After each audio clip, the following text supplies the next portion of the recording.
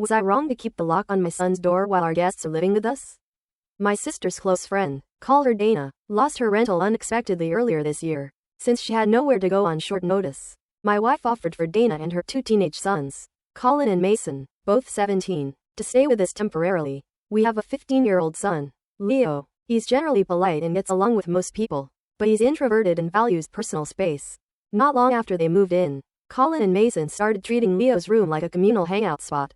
Even though he repeatedly asked them not to, they'd walk in whenever they wanted, borrowing his gaming headset, taking snacks from his drawers, messing with his art supplies, and even using his computer without permission. Leo complained to me several times, but whenever I brought it up, my wife and Dana brushed it off as normal teenage boy behavior and said I shouldn't make a big deal out of it. The breaking point came when Leo spent weeks saving up for a set of specialty markers he needed for an art competition. When he finally bought them, he left the set neatly arranged on his desk. A day later, he found the markers scattered all over the carpet. Several of them dried out or crushed. Apparently, Colin and Mason had taken them to try drawing something cool and left them behind.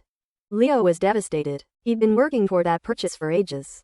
I decided enough was enough. I installed a lock on Leo's door so he could at least keep his belongings safe. When Dana and the boys saw it, they were furious. Dana insisted her sons aren't doing anything malicious and accused me of making them feel unwelcome. She said Leo was being dramatic and needed to learn to share.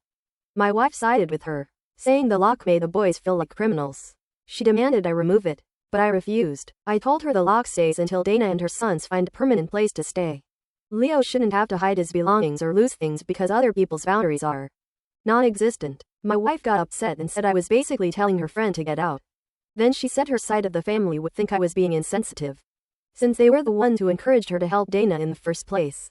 I reminded her that no one else actually offered Dana a place to stay, and that if they had, our household wouldn't be dealing with this level of chaos. Now Dana and the boys barely speak to me. My wife is still angry, and the atmosphere in the house is tense. I'm standing by the decision, but it's become a huge issue.